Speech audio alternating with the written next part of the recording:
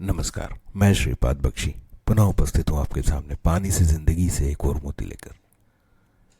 कुछ व्यवस्थाएं देश के सभी नागरिकों को प्रत्यक्ष या अप्रत्यक्ष रूप से प्रभावित करती हैं। इसलिए ऐसी किसी व्यवस्था पर आंकड़ों के साथ आई नकारात्मक टिप्पणी हमें सोचने पर मजबूर करती है। कुछ दिन पूर्व समाचार पत्रों में हमारी वर्तमान शिक्षा प्रणाली से ग्रेजुएट हुए बच्चों के ग्रेजुएट स्किल इंडेक्स 2025 से संबंधित आंकड़ों पर आधारित समाचार इसी श्रेणी का है। इस समाचार का शीर्षक 57% ग्रेजुएट जॉब के काबिल नहीं, चिंतन को मजबूर करने वाला है।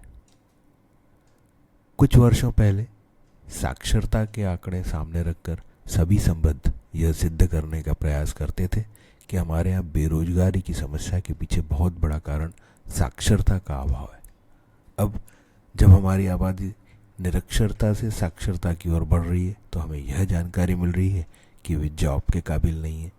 अर्थात दूसरे शब्दों में निरक्षर से साक्षर होने का कोई फ़ायदा नहीं दिखता सिवाय इसके कि साक्षरता के आंकड़े अब बताने के लिए अच्छे लगते हैं।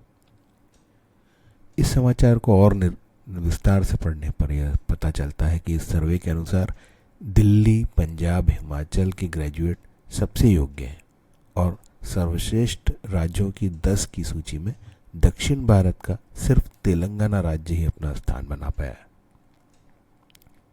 इस संबंध में प्रचलित जन सामान्य की धारणाओं से यहाँ विरोधाभास दिखता है, क्योंकि साधारणतया दक्षिण राज्यों को शिक्षा के संबंध में हम अग्रणी ही मानते रहे हैं।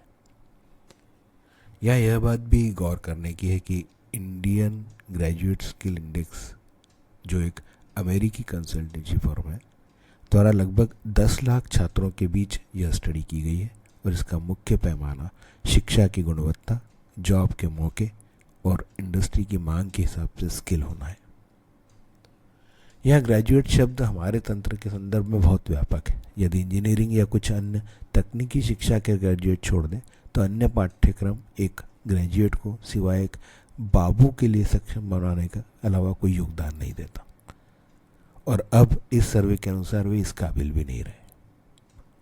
दूसरा बिंदु जो सोचने पर मजबूर करता है वह यह है कि 57% काबिल नहीं तो इसी प्रणाली से निकले हुए 43% काबिल कैसे हो गए। इसका अर्थ यह हुआ कि प्रणाली एक ही है, पर बच्चों द्वारा इस संबंध में की गई अतिरिक्त मेहनत शायद उन्हें काबिल बनाती होगी। हमारे व्यवहारिक ज्ञान के हिसाब से तो ऐसा लगता है कि जो काबिल बच्चे सामने आए होंगे वे या तो निजी स्कूलों से पढ़े लिखे होंगे या ऐसे घरों से होंगे जो शिक्षा के प्रति बहुत ज़्यादा समर्पित हों। यह कितना व्यवहारिक होगा यह तो नहीं कह सकते, परंतु समय के हिसाब से इतना बदलाव तो बहुत आवश्यक है कि हर बच्चे को शुरुआती आधारभूत ज्ञान के साथ साथ बच्चे की रुचि परखी जाए और आगे की पढ़ाई उस रुचि के अनुरूप और संभावित संबद्ध जॉब को ध्यान में रखकर हो, ताकि उसकी रुचि उसे भरण पोषण में मदद कर सके। सरकारी शिक्षा तंत्र में आमूलचूल परिवर्तन शिक्षकों को सम्मानजनक स्थान के साथ साथ आर्थिक रूप से लाभकारी बनाना और समाज में कार्य के आधार पर कम या ज़्यादा आंकने की हमारी सोच में बदलाव इस दिशा में बहुत आवश्यक होगा। यदि जंगल में श्रेष्ठ साबित करने के लिए सभी जानवरों की सिर्फ एक ही परीक्षा हो कि सबको झाड़ पर चढ़ना है, तो कौन अव्वल होगा इसकी कल्पना की जा सकती है, हालांकि वह सर्वश्रेष्ठ नहीं होगा। आर्टिफिशियल इंटेलिजेंस का बढ़ता हुआ क्षेत्र इस समस्या को और गंभीर बनाएगा, ऐसा इस समय तो महसूस होता है।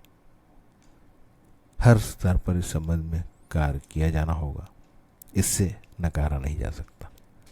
बहरहाल युवाओं की स्थिति पर गुलजार जी का एक शेर याद आता है कि जिंदगी ये तेरी खरोंचे हैं मुझ पर, जिंदगी ये तेरी खरोंचे हैं मुझ पर, या फिर तू मुझे तराशने की कोशिश में।